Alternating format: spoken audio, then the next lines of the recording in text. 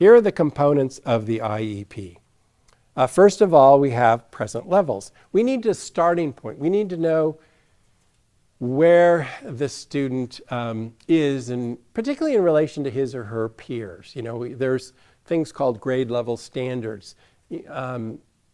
I think every state has them. California certainly does. You can go on the Department of Education's website and you can find out what's the grade level standards for reading or writing or math for a second grader, and even categories within those categories.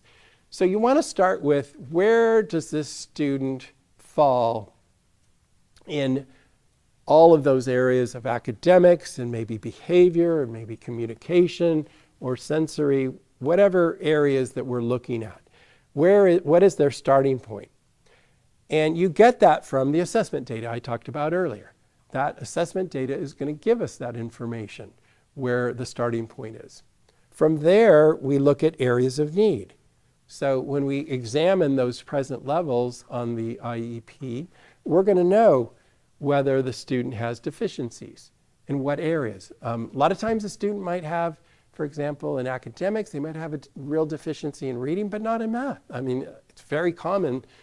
I've seen over the years that a student might be 2 or 3 grade levels behind in reading, but advanced in math. So, you know, you have to pay close attention to those present levels to determine which of those areas are areas of need, because those areas of need are going to be the ones that need to be addressed in the IEP. Then we look at accommodations and modifications, similar to what we talked about in the 504 plan. You can have accommodations and modifications in an IEP.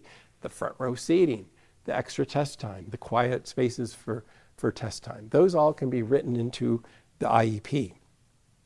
And then we look at goals.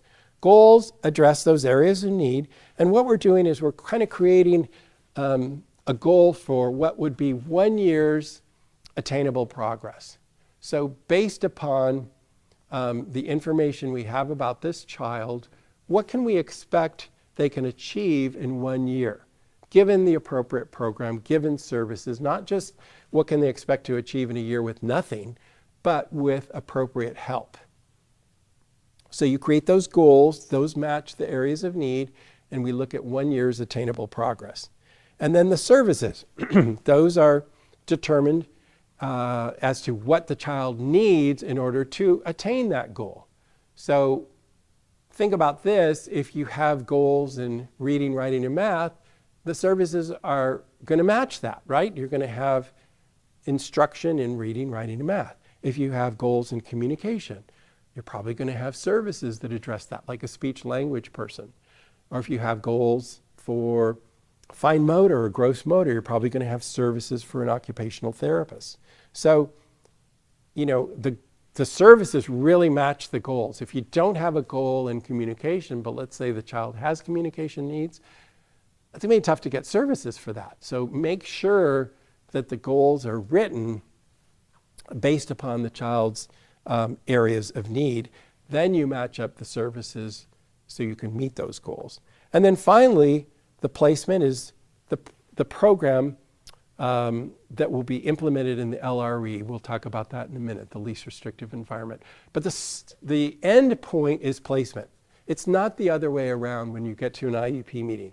I think sometimes it's mistaken that, oh, we talk about placement first, and then we figure out what's in the placement to meet the child's needs. No, you go through the child's needs, you go through the goals, you go through the services, then you determine where can that happen in the least restrictive environment. So it kind of gets back to what I said earlier. You look at the child's needs and create a program around those needs, as opposed to, here's what we have to offer, this is the placement, it's a special day class for kids with autism, and these are the services we offer and the programming we offer, and you put the kid in that. That may not be appropriate, because we have to look at the child's unique needs first.